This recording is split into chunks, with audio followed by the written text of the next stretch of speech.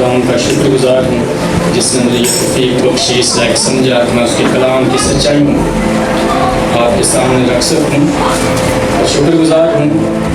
अपने असातिज़ा खुदा के खादमों पर जिन्होंने मुझे इस लायक समझा।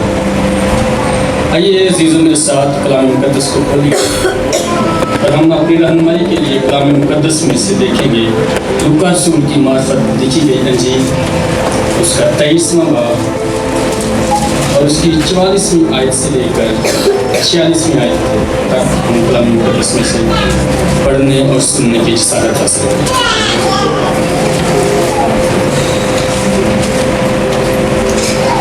मुक़द्दस कलाम में यूँ लिखा है, फिर दोपहर के करीब से तीसरे पहर तक तमाम मुल्क में अंधेरा छाया रहा और सूरज की रोशनी जाती रही और मक़दस का पर्दा बीच से फट गया। फिर यीशु ने बड़ी आवाज़ से पुकार कर कहा, ऐ बाप, मैं अपनी रूह तेरे हाथ में सौंपता हूँ। और ये कहकर दम दे दिया।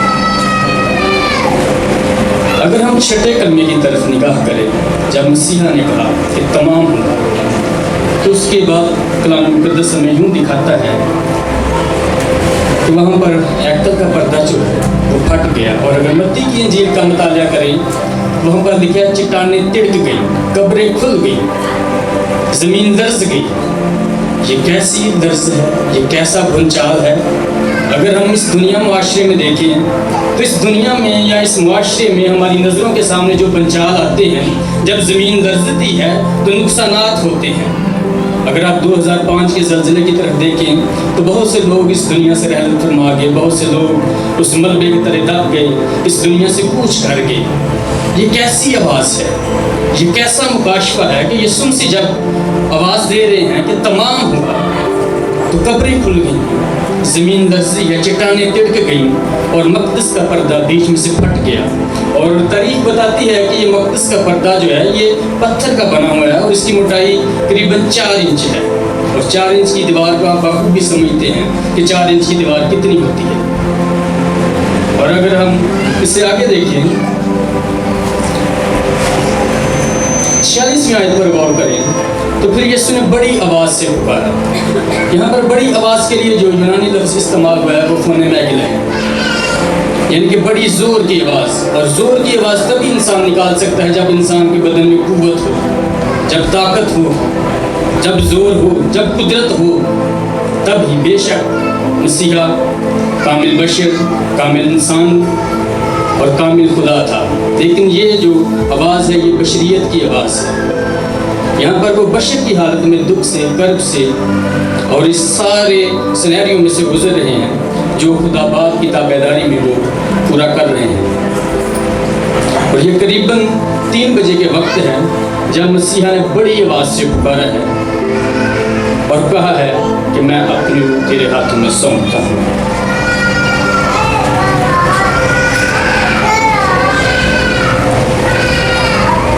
बेशक मसीहा कर्ब की हालत में है, उसके हाथों को में कील लगे हैं, उसको कीलों के साथ जड़ दिया गया है, उसके सर पर कांटों का ताज है, उसके बदन पर कोड़े मारे गए, गलियों में नंगा घुमाया गया, ज़लील ख्वार किया गया, उसके मुंह पर तमाचे मारे गए। लेकिन फिर भी वही ज़ोर, वही कुव्वत, वही ताकत और बड़ी आवाज़ से फ़ोने में बड़ी आवाज़ से पुकार कर कहता है।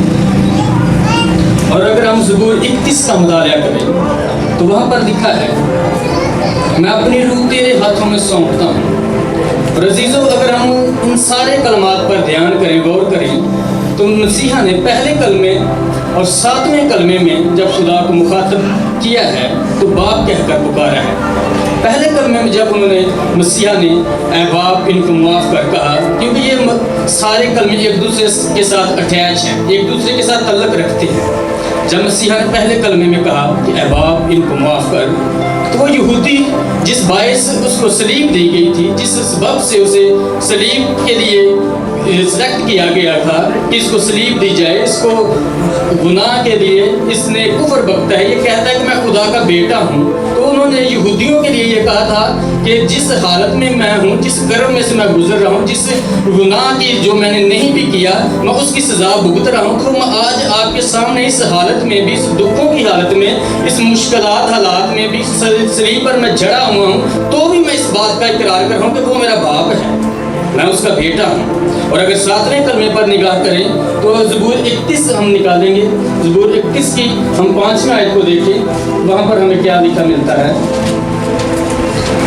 کلام مقدس میں یوں لکھا ہے، میں اپنی روح تیرے ہاتھوں میں سونپتا ہوں، اے خداوند سچائی کے خدا، تو نے میرا فدیہ دیا ہے۔ کیونکہ یسوع مسیح خود یہودی تھے اور ہم نے پرانے عہد نامہ کا مطالعہ کیا زبور میں سے، تو یہودیوں کا یہ دستور تھا، وہ رات کو سونے سے پہلے یہ دعا کرتے تھے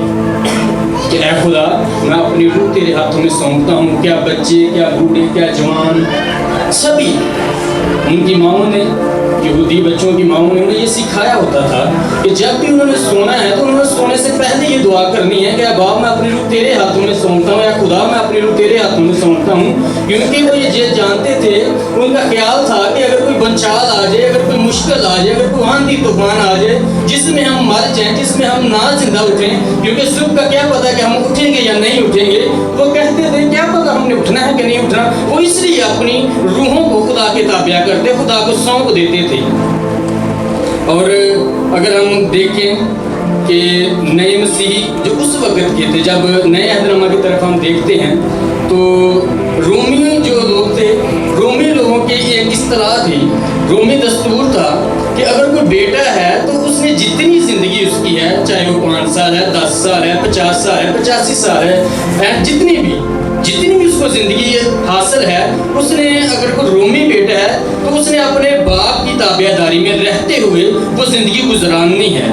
چاہے اس میں مشکلات ہوں، چاہے اس میں خوشحالی ہو، چاہے اس میں دکھ ہوں، تکلیفیں ہوں، مشکلات چاہے جیسی ہی کیوں نہ ہوں، اس نے اپنے باپ کی تابع داری میں رہنا ضرور ہے۔ اور ان رومیوں کو یہاں پر یسوع سے یہ بتا رہے ہیں کہ میں دکھ میں بھی ہوں، میں تکلیف میں بھی ہوں، میں جڑ دیا گیا ہوں، میرے بدن سے خون کا قطرہ قطرہ بہہ رہا ہے، میری پسلی میں نیزہ مارا گیا ہے، میرے سر پر کانٹوں کا تاج مارا گیا ہے، لیکن تو بھی اے رومیوں تم یہ جان لو کہ میں اپنے باپ کی تابع ہوں۔ جو باپ نے میرے ذمہ کام لگایا ہے، جو اس نے مجھے جس مقصد کے لیے اس دنیا جہان میں بھیجا ہے، میں اس مقصد کی پائے تکمیل کو پہنچا ہوں، اور کوئی بھی ایسی چیز نہیں تھی جو یسوع مسیح کی جان دے سکتی۔ خواہ اس کے بدن میں سے قطرہ قطرہ کر کے خون بہہ گیا، خواہ اس کی پسلی میں نیزہ مارا گیا، دھارا نکلی، خواہ اس کے سر پر کانٹوں کا تاج مارا گیا، اس کے بدن پر کوڑے مارے گئے، ان کوڑوں سے اس کا گوشت نکل گیا، لیکن کسی چیز میں ضرورت نہ تھی کہ اس کے بدن میں سے روح کو نکال سکتی۔ یہ صرف میرے اور آپ کے مسیحا کے پاس ہی پریولیج تھا۔ اور عزیزوں، اور جو نئے دور کے مسیحی تھے، پہلی صدی، دوسری صدی یا تیسری صدی، چوتھی صدی کے لوگ، وہ بھی یہی دعا کرتے تھے کہ اے خداوند میں اپنی روح تیرے ہاتھوں میں سونپتا ہوں۔ تو کس وقت یہ دعا کرتے تھے؟ جب وہ پاک شراکت میں، عشاء ربانی میں شریک ہوتے تو وہ اپنے آپ کو، اپنی روحوں کو خداوند کے تابع کرتے یا خداوند کے سپرد کرتے۔ وہ کہتے کہ کہیں ایسا نہ ہو کہ ہم نے خطا میں اس سیکرمنٹ میں شمولیت اختیار کر دی، ایسا نہ ہو کہ ہم اس کو انجانے میں لیتے ہوئے یا گناہ کی حالت میں لیتے ہوئے اس دنیا سے رحلت فرما جائیں، اس دنیا سے کوچ کر جائیں۔ تو اس نے یہودیوں کو بھی، ان نئے مسیحیوں کو بھی، ان رومیوں کو بھی یہ کہہ کر مخاطب کیا اپنے باپ کو کہ اے باپ میں تیری تابع داری میں ہوں، میں فرما برداری میں ہوں، میں اس دنیا جہان میں آیا، جو کام تو نے میرے ذمہ لگایا اس کو میں نے پورا کیا ہے، اور اب میں اپنی روح تیرے ہاتھوں میں سونپتا ہوں۔ اور جو سونپنا کا مطلب ہے، سونپنے کے لیے جو گریک لفظ استعمال ہوا ہے وہ پیراتیتمی ہے۔ پیراتیتمی کو اس طرح دیکھتے ہیں کہ کوئی چیز جو ایسی ہو، جو میرے اختیار میں ہو، جو میں جب چاہوں اسے رکھ دوں، جب چاہے اٹھا لوں۔ اور اس کی سادہ سی مثال آج کے دور میں ہم لے لیتے ہیں کہ اگر آپ کا کوئی بینک اکاؤنٹ ہے تو آپ کے پاس 1000 روپے ہیں یا 2000 روپے ہیں، تو اس پر پورا آپ کا اختیار ہے اور آپ پورے اختیار کے ساتھ اسے بینک میں جمع بھی کروا سکتے ہیں، اور جب بھی آپ کو مشکل ہو، درپیش ہو، آپ کی ضرورت ہو، آپ ATM لے کر یا بینک میں چیک بھی لے کر جا سکتے ہیں۔ وہ آپ کو کوئی بھی انسان اس سے روک ٹوک نہیں کر سکتا کہ آپ یہ کیوں لے رہے ہیں یا کیوں لے رہے ہیں، آپ کیوں ATM استعمال کر رہے ہیں۔ یہ پہلا تحتمی کا مطلب ہے بہت قریب سے، یعنی کہ بہت ہی یسوع مسیح نے خدا باپ کو اپنے قریب رکھا ہے، خدا باپ کی وہ تابعداری میں رہا ہے، وہ خدا باپ کے بہت قریب ہے، اور اس نے، آئیے ہم اس کا ایک ریفرنس کوٹ کرتے ہیں، یوحنا کی انجیل 10واں باب اور اس کی 17 اور 18 آیت میں یسوع مسیح کیا فرماتے ہیں؟ مقدس یوحنا کی معرفت اور مقدس کلام میں یوں لکھا ہے، باپ مجھ سے اس لیے محبت رکھتا ہے۔ کس لیے محبت رکھتا ہے؟ کیونکہ میں اس کی فرما برداری میں اس کی تابع داری میں، جو اس نے کام میرے ذمہ لگائے ہیں وہ سب میں اسی طرح کر رہا ہوں جس طرح باپ نے مجھے حکم دیا ہے۔ باپ مجھ سے محبت رکھتا ہے اور میں اپنی جان دیتا ہوں تاکہ اسے پھر لے لوں۔ کوئی اسے مجھ سے چھین نہیں سکتا،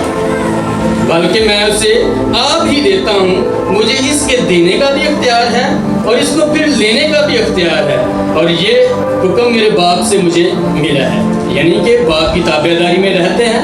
تو اس کو یہ بھی اختیار ہے کہ وہ اپنی جان دے بھی سکتا ہے اور جان لے بھی سکتا ہے۔ اور عزیزو، اگر ہم پرانے عہد نامہ کی طرف نگاہ کریں تو ایوب نبی کا صحیفہ جب ہم پہلا باب پڑھتے ہیں تو وہاں پر کلام مقدس میں یوں لکھا ہے کہ شیطان خدا کے بیٹوں کے ساتھ خدا کے حضور میں گیا، اور خدا نے اس سے پوچھا تو کہاں سے آیا ہے؟ تو اس نے کہا میں زمین سے ادھر سے ادھر سے گھومتا پھرتا سیر کرتا ہوا آیا ہوں۔ تو خدا نے اس سے کہا کہ تو نے میرے بندہ ایوب پر بھی کبھی نگاہ کی ہے، جو راستہ باز ہے اس دور میں، اس جیسا کوئی راستہ باز نہیں، اس جیسا کوئی کامل انسان نہیں۔ تو وہ کیا کہتا ہے؟ شیطان آگے سے کیا کہتا ہے؟ اس پر کیا نگاہ کرنی ہے خداوند؟ تو نے تو اس کی چگرد باڑ لگائی ہے، اس کی جو بھی کچھ چیز ہے، جو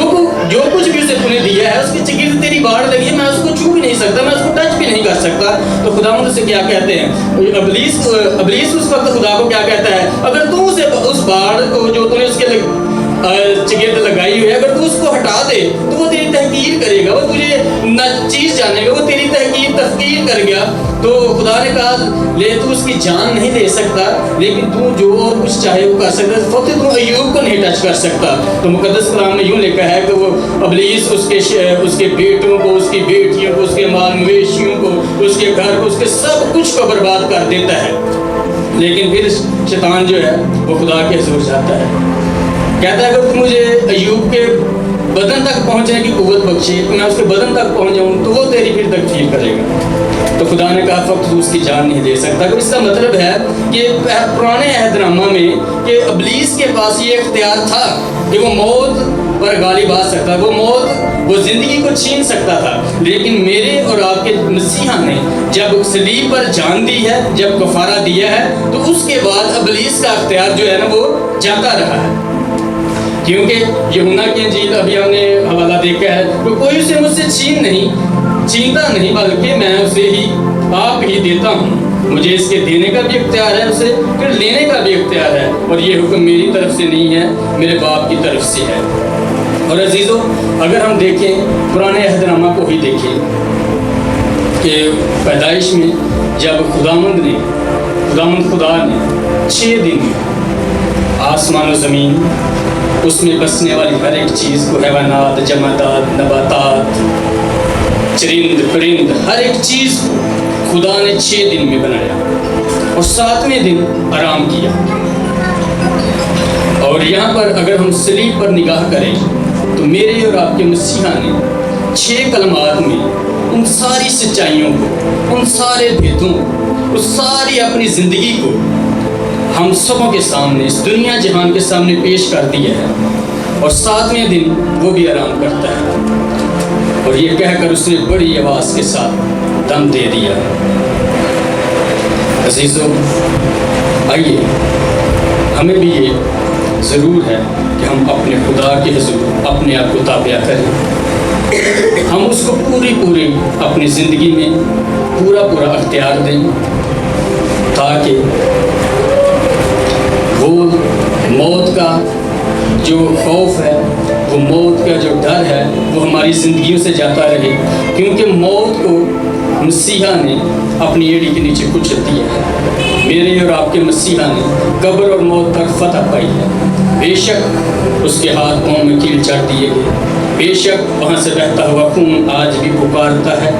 और आज भी हमारी शिफायत करता है। और मैंने खुदा के खादम का कलाम सुना, वो कहता है लहू कभी मरता नहीं, लहू जिंदा रहता है। और मसीहा का लहू आज भी जिंदा है, वो आज भी हमारी शिफायत करता है, वो आज भी हमें पुकारता है।